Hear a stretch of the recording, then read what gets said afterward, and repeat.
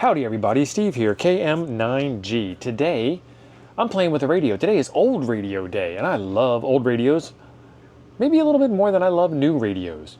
This is the Yaesu FT-90, and I got this at the Belton Ham Fest, and I can't remember how much I paid for this, but I want to say, you know, I'm going to go back to the video and find out how much I paid for this. I think I put it in the video about all the stuff that I got from the Ham Fest. But what we're going to do today is take a look at the radio, plug it in, and see what kind of power it puts out. Who knows where we go from there? This right here is the Yaesu FT-90. It is the cutest little radio you ever did see. It comes with the mounting bracket, which I may or may not be using, and it comes with a regular T connector. I had to dig through my parts bin to get myself a power connector for it. But verifying, we've got red to red, black to black, and I've got my magical power poles on the far end. It came with a microphone, and the microphone was a little beat up, cosmetically beat up, he said. So we'll check that out. The clip has survived, but the microphone itself has not. That's kind of interesting. And then he also gave me another mic cable to replace this one here. This is the MH36 microphone. And where does it go? I mean, on the radio somewhere. It goes right in there. On the back of it, we have a speaker jack and a UHF connector. It is FCC ID K66FT-90R, made by Vertex Standard Company Limited. And I think the best part about this radio is just the absolute compact size, and this thing is supposed to put out a ton of watts for being this size. So there's a lot of cool stuff going on there. And my plans for this were to make a little mini data pack, because you can get a digi-rig cable for this. So we will get that on order and we will play with that. But there's the microphone, there's the cable. I'm gonna pull out my power meter and my dummy load, and I always like to plug in radios to a dummy load first, just in case anything weird happens. Nothing weird has ever happened, but safety third. Let's plug this in. It might already be on, it might not. It is not already on. Okay, we're gonna do this together. Power on, FT-90, Yaesu. She's up and running. It says dual band, FM, mobile, transceiver. And I guess it's just going to repeat that. No, it says FT-90 and then Yaesu moves off. Yaesu, choice of the world. Choice of the world's top DXers. I guess it's in demo mode because it's lost its mind, lost its memory. The screen is in really good shape. There's some cosmetic stuff about it, but I think that might clean up nicely. I think we're repeating now. Yeah, we're repeating now. Okay, microphone is all lit up. Let's turn the lamp light off. Yep, the lamp light works. Crossband repeat. Uh-oh. That's nice. You see that? Crossband repeat. 13.5 volts power input. And it's got a little fan that's running in it right now. I can hear it. Not a bad amount of volume. It's fine. Oh, it's got repeaters programmed into it. NE5DXR, KD5BJR, NA5CC. I guess the R is for repeater. NA5RC, Rocky H, Birmingham 2 meter, Rocky H, Austin 94, Belleville, Austin 94, Pickle, W5BCS. Lots of repeaters programmed in. 146.52. I'll go with 146.52 on channel 13. Okay, let's look at our power meter. And we're plugged into a dummy load, so we should be safe to transmit. 20 watts. I have heard talk that these are 20 watts or these are 50 watts, but I don't know what power level it is on. So we'll have to check that out too. We have a set button and an up and down button. We have volume and we have squelch. Okay, and so it's giving me soft buttons. APO 4, not used. ARTS, beep. C wide pound. Con, dim, DC in. DCS number, DCS search.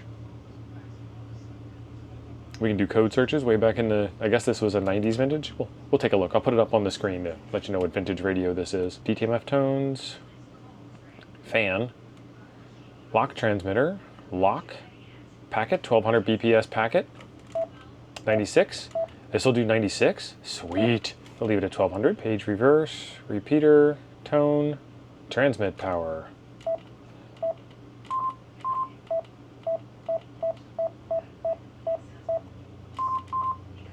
Okay, so this is programming P2.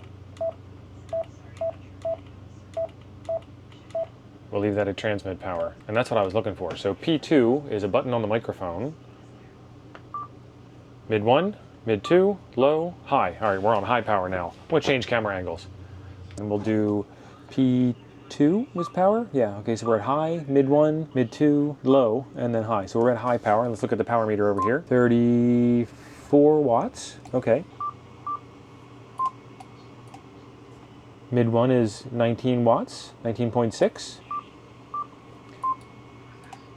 Mid 2 is 9.3. And low is 5 watts. Now you have a handy talkie. Okay, taking a look at the manual here, this thing is receive range 100 to 230 megahertz, 300 to 530, 810 to 999.975 with a star. And I bet that star is cellular and digital telephone frequencies are blocked and cannot be restored. Transmit is 144 to 146 or 144 to 148, depending on which region you're in, 430 to 440. Or 430 to 450, depending on which region you're in. Channel steps, blah, blah, blah, blah, blah, blah, blah. Supply voltage is 13.8, plus or minus 15%. Might have to chooch that up a bit. Current consumption, 350 milliamp receive squelch, 10 amps on transmit. So you can run this off of a cigarette lighter plug. That's awesome. See where this is going, right? 8.5 amps on transmit on 430. Case size is 100 by 30 by 138 millimeters without the knobs. Who's gonna do it without the knobs? Weight is 1.41 pounds. And here we get into the power. 50, 20, 10, 5 watts on VHF, or 35, 20, 10, 15, or 35, 20, 10, 5 watts on UHF. Okay. One of the other really neat things about this radio is that it has a detachable faceplate. Check that out. There is a head separation kit that comes with this radio when you buy it, but I did not get that in this radio. I don't have a head separation kit for this one, so we'll have to keep an eye out for that in the future. But let's get this microphone cable sorted. Okay, first, get out our toolkit and get the old microphone out of the way.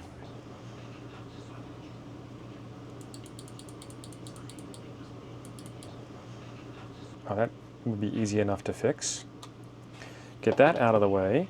So you could very easily just dress this up with some electrical tape or something, and it would be good enough to go. So this is going in the spares bin in case I need it for something else. And then this is going together. These connectors are keyed, so you can't put them in backwards unless you're really adventurous. And then there's a little weight in here to make it feel better in your hand. And then that will go right there like so.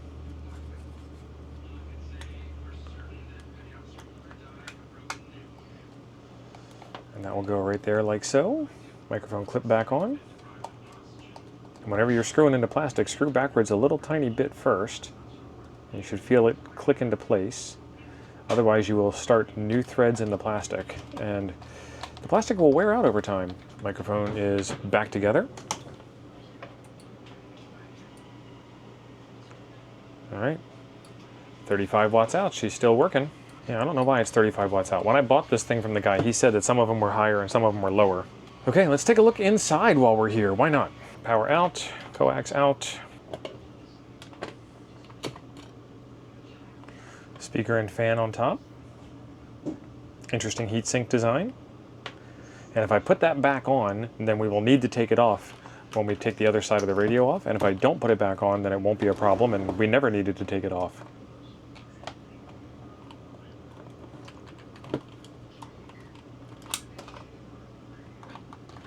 Nope, that ain't the reason why it's not coming off. There it is. It was just not easy to come off. And there isn't much going on internally here in terms of parts. Your big Yaesu chip, display ribbon cable. Oh, there's another board under there. Okay, let's go one layer. Can we go one layer lower? Maybe. They're different sizes. There you go. Look at that.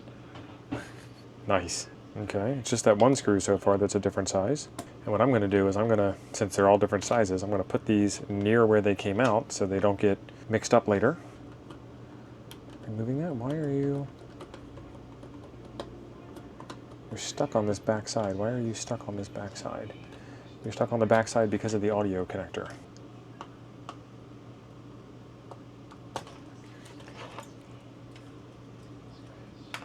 Loosen that up a bit,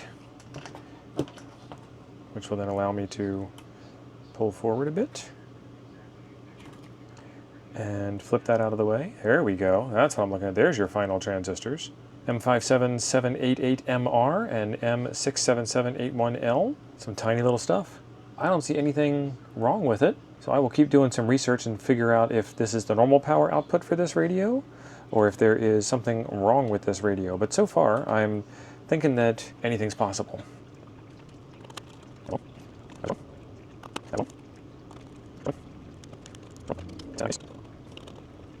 That's not the right cover. That's the right cover. It has a notch for the microphone. That's how you know it's the one that goes over the microphone hole.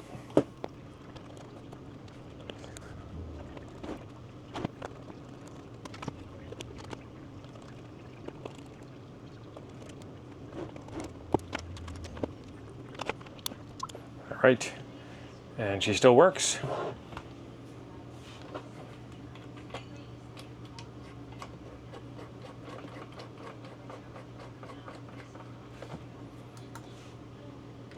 I lost my proper up thinger. I'll have to use a battery instead. All right, we're still getting 37 some watts out. All right, 446. There is a VFO slash memory switch on the microphone. We're at 446. What power level are we on? Let's go to high and start on high. And then 30 watts. So that's accurate according to the manual. Mid 1, 21 watts. Mid 2, 10 watts. Low should be 5 watts. 5.45. All right, I'll take it. So when I transmit, it drops down to 12 volts.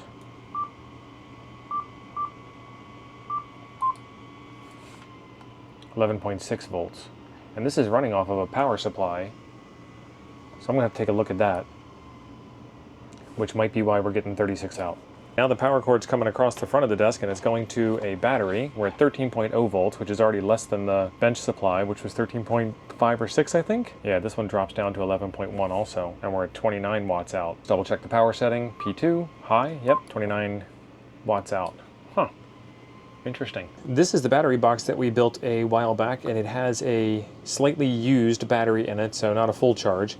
It's reading 13.0 volts on the power meter there, and when you look at the radio, it says 13.2, and when you transmit, it goes to 11.2. And if you look down here, 13.0, and when you transmit, it doesn't change. So I'm thinking that's something going on in the radio. Kilo Mike 9 Golf, testing 146.52. This is audio receive on the Yaesu FT-90, KM9G on 146.52. KM9G testing on 146.52. Kilo Mike 9 Golf, testing the transmit audio from the Yaesu FT-90. I am still not unhappy with this, so I'm going to keep on keeping on and move forward with the project, and we'll see what we come up with in the future. So there's going to be a part 2 to this video. If you guys have any idea as to why the radio is dropping in power consumption when I key down, despite being on a benchtop power supply or a couple of different battery types, let me know in the comments down below. Links for the stuff so far will be in the description down below. You can probably find the FT-90 on eBay, or you can find it at a Hamfest. This is the first one I saw in Belton, the second one I saw in Dayton, the third one I saw in Huntsville Hamfest. So they're out there in the wild, and there is another model that is about the same size, has a little bit of a different display, but same size, same form factor. Really excited about that. Be sure you are subscribed for when the next video comes out. Ring the bell so you get the notification from YouTube. YouTube notifications have been really weird lately, so just keep checking back if you don't get a notification, because I put out videos 3 or 4 times a week. So if you're not seeing 3 or 4 videos a week from me, then you're missing out on a lot of the stuff that I put out. There will definitely be a follow-up to this when more parts come in. This is looking like an awesome project. I am really excited about this. There's a video right over here I think you'll enjoy next. Thanks for being awesome. I'll see you over there.